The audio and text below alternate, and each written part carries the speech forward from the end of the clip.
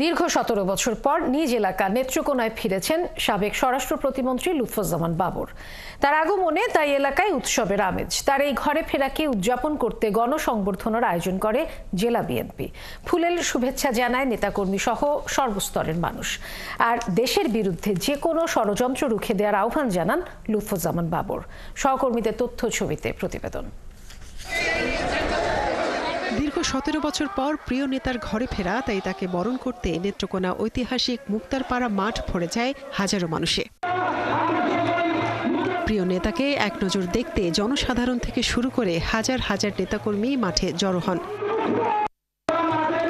ভালোবাসায় সিক্ত হয়ে সবার প্রতি কৃতজ্ঞতা জানান সাবেক স্বরাষ্ট্র প্রতিমন্ত্রী লুৎফুজ্জামান বাবর। আওয়ামী লীগ সরকারের আমলে তার উপর ঘটে যাওয়া নির্যাতনের স্মৃতিচারণ করেন তিনি বলেন, কোনো অন্যায় না করেও তাকে কারাগারে থাকতে হয়েছে। এখন তিনি মুক্ত, তাই জনগণের স্বার্থ, স্বাধীনতা ও সার্বভৌমত্ব রক্ষায় জীবন দিতেও প্রস্তুত। বাংলাদেশের স্বাধীনতা, সার্বভৌমত্ব এবং জনগণের স্বার্থের বিপক্ষে কোনো কাজ করতে দেয়নি বা করি নাই।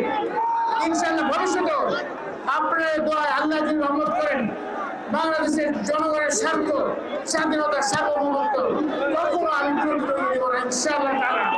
লুৎফুজ্জামান বাবর বলেন, ফ্যাসিস্ট হাসিনা ভারতে পালিয়ে গেলেও দেশের বিরুদ্ধে এখনো ষড়যন্ত্র করছেন। সেই ষড়যন্ত্র মোকাবেলা করতে সবাইকে ঐক্যবদ্ধ থাকার আহ্বান জানান তিনি। ষড়যন্ত্র চলছে, ষড়যন্ত্র প্রতিহত করার জন্য প্রস্তুত আমরা যাচ্ছি।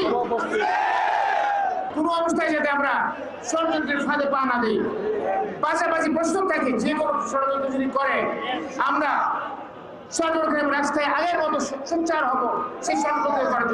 সংবর্ধনা আয়োজনে কেন্দ্রীয় ও জেলা বিএনপির নেতাকর্মীরাও উপস্থিত ছিলেন।